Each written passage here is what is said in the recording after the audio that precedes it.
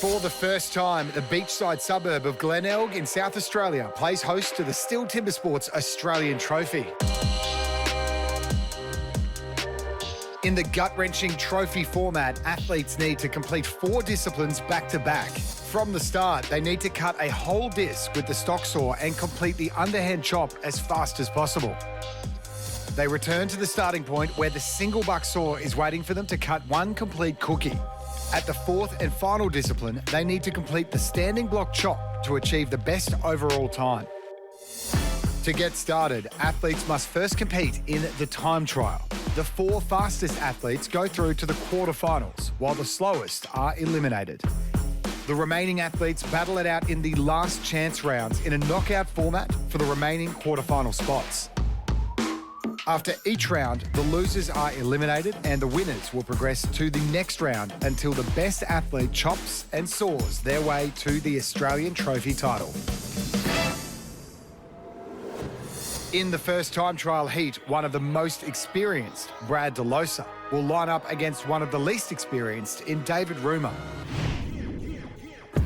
Top 4 was very important. You know, last year I didn't qualify in the top 4, which put me in the bottom bracket, so I had to cut an extra round. One more drive should do it, and he does it in a time of 1:22.42. Yeah, I'm looking for the win, so I'm certainly here to put another title to my name this weekend.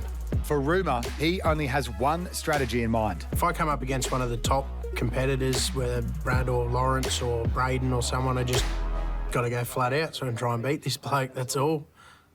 3, 2, 1. Heat number 1 in the time trial. Reumer does not like the stock saw.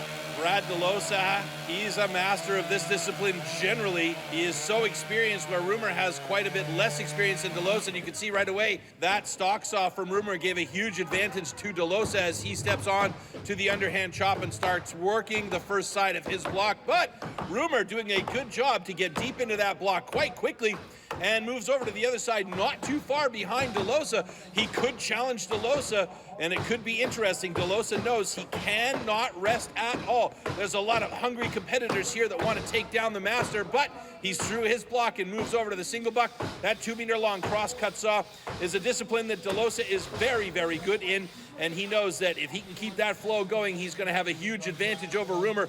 Reumer now joins him on the single buck, looking good.